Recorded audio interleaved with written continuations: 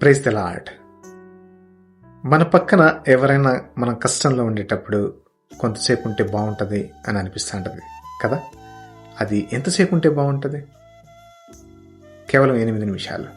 కొన్ని స్టడీస్ చెప్తున్నాయి 8 నిమిషాల పాటు ఎవరైనా బాధల్లో ఉంటే కనుక వాళ్ళ మాటలు వినగలిగితే వాళ్ళ యొక్క బాధ అంతా తీరిపోతుందట.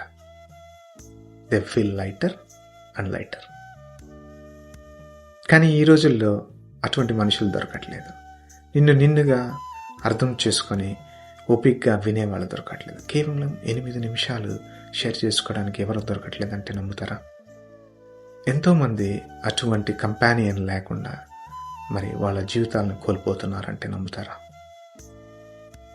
మీకు ఈరోజు చక్కని మాట బైబిల్ గ్రంథం నుంచి పౌలు గారు పేతురుకు రాసిన మొదటి పత్రిక 5వ అధ్యాయం 7వ వచనంలో, ఆయన మీ గురించి చింతించుచున్నాడు గనక మీ చింత యావత్తు ఆయన మీద వేయుడి.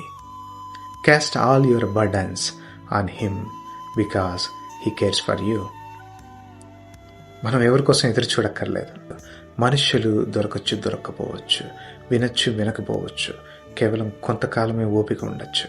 ఎల్లకాలం నీ మాటలు వినలేకపోవచ్చు, నీ బాధలు పంచుకోలేకపోవచ్చు. కానీ దేవుడు 8 నిమిషాలు మాత్రమే కాదు, కానీ నీకు కావలసినంతసేపు నీ మాటలు వినగలడు.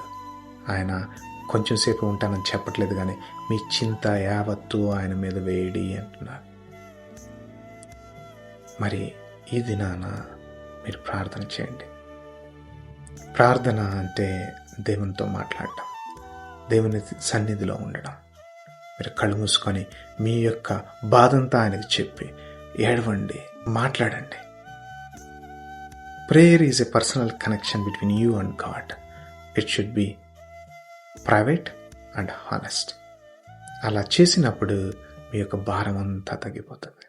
ఏ విధంగా అయితే ఒక పెద్ద బరువును మోసుకుపోతున్న ఒక వ్యక్తి చాలాసేపటి నుంచి అలసిపోయి ఉంటే అతని దగ్గరికి వచ్చి, మిత్రమా, నేను కాసేపు నీకు సహాయం చేస్తాను, నీ బరువుని అక్కడి దాకా మోస్తాను అని చెప్పినప్పుడు ఆ మనిషికి ఎంత ఓదార్పు.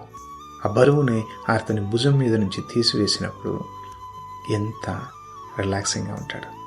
అలాగే దేవుడు మీ యొక్క భారాన్ని మోయడానికి సిద్ధంగా ఉన్నాడు. మరి నీవు సిద్ధంగా ఉన్నావా? నీ యొక్క ప్రార్థన ద్వారా ఆయనతో నీ యొక్క మనసు పంచుకోవడానికి ఈరోజే ప్రార్థన చేయి.